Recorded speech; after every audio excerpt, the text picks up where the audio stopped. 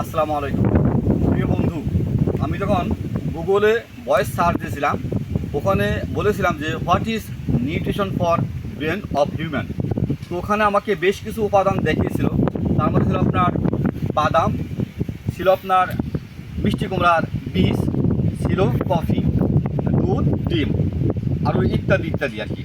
তো বাদাম, যেটার কথা না বললে নয়, আপনারা দেখতে পাচ্ছেন আমার হাতে, এটি কি বলতে পারেন? এটা কিন্তু একটি বাদাম, কিন্তু এটা কি বাদাম?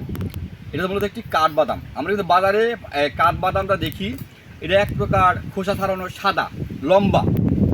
এইটা কিন্তু আসল কাঠবাদাম। এটা যখন আর কি গাছে থাকে, আপনারা দেখতে পাচ্ছেন আমার পাশে আছে একটি কাঠবাদাম। হ্যাঁ, ওই ফলগুলো হয় গাছে তখন থাকে, তখন পুরোপুরি সবুজ থাকে।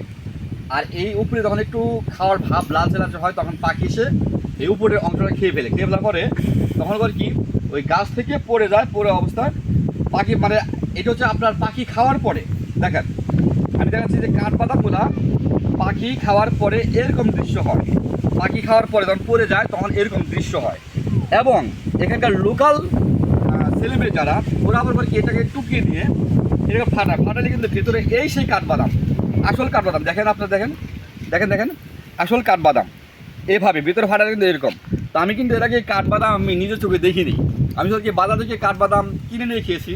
আজকে আমি দেখালাম যে কাঠবাদাম আসলে কি প্রথম অবস্থায় পরিপক্ক হয় সবুজ। এই কাঠবাদাম গাছে একটা ফলের মতো, এটা একটু লালচে লালচে ভাব হয়। এটা পাখি খায়, খাওয়ার পরে পাখি যখন খাওয়ার পর যখন এই অংশ এইভাবে হয়, তখন এটা ফেলে দেয়। আবার লোকাল ছেলেমেয়েরা করে কি এটাকে আবার খুঁটে না দাও দিয়ে এটাকে কাটার পরে ভিতরে এই কাঠবাদাম, এটা আসল কাঠবাদাম। দেখেন সেই স্বাদ। যারা কাঠবাদাম দেখেননি, আজকে আমি তাদেরকে দেখালাম যে কাঠবাদামের প্রথম ধাপে সেই ফলটা কেমন হয়। তো আর আমার এই ভিডিওটা যদি আপনার ভালো লাগে, অবশ্যই একটি লাইক করবেন, গঠনমূলক কমেন্ট করবেন এবং আমাকে এই হেল্প করবেন। জি।